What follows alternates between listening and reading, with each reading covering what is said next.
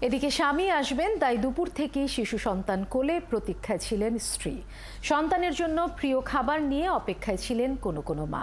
আবার জাহাজ থেকে নেমেই নাবিকদের অনেকে প্রিয় সন্তানদের বুকে জড়িয়ে নিয়েছেন। চট্টগ্রাম বন্দর জেটিতে নাবিকদের বহনকারী জাহাজ ভিড়লে এমনই আবেগঘন ছবি দেখা যায়। প্রণবেশ চক্রবর্তীর প্রতিবেদন, ক্যামেরায় ছিলেন বাবুন পাল। মঙ্গলবার বিকেলে 2 বছরের শিশু সন্তান কোলে হাতে ফুল নিয়ে চট্টগ্রাম বন্দরের এনসিটি 1 জেটিতে স্বামী নুরুদ্দিনের অপেক্ষায় ছিলেন স্ত্রী জান্নাতুল ফেরদৌস।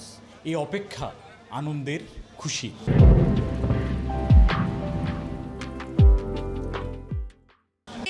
জিম্মি অবস্থায় তো অনেক খারাপ অবস্থায় ছিলাম, পুরা রমজান মাসটাই গেছে অনেক খারাপ অবস্থায়। আলহামদুলিল্লাহ এখন অনেক ভালো আছি, খুশিতে আছি। জাহাজ থেকে নেমেই আবেগে শিশু সন্তানকে বুকে তুলে নেন নাবিক নুরুদ্দিন। জলদস্যুদের হাত থেকে মুক্ত হয়ে স্বদেশে স্বজনদের কাছে ফিরতে পেরেছেন, এ যেন স্বপ্ন তার কাছে। আসলে এক কথায় এ ভাষা প্রকাশ করার মতো না। আমি আল্লাহ পাকের অশেষ শুকরিয়া আদায় করি। দুপুর থেকে ছেলের প্রতীক্ষায় ছিলেন এমবি আবদুল্লার চতুর্থ ইঞ্জিনিয়ার তানভীর আহমেদের মা জোসনা বেগম। ছেলেকে পেয়ে তার আনন্দ বাঁধহারা। জানান, বাসায় রান্না করে এসেছেন ছেলের সব প্রিয় খাবার।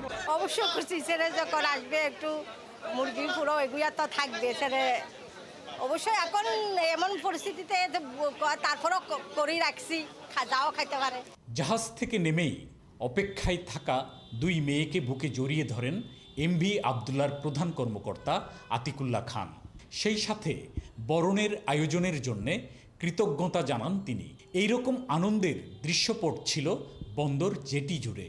সবাই আমাদের জন্য দোয়া করেছেন আর সবাই এখানে এসেছেন, দেখে অনেক খুশি লাগছে আর কি। মানে এরকম তো আর কখনো হয়নি। খাবার খেতে গেলেও তারা আমাদের সাথে অস্ত্র নিয়ে গার্ড দিয়ে রাখতো, আমাদেরকে পাহারা দিয়ে রাখতো।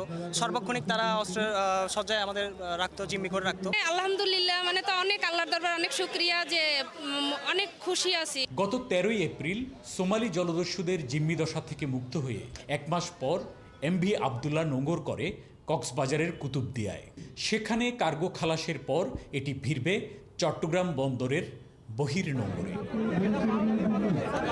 প্রণবেশ চক্রবর্তী, 71, চট্টগ্রাম।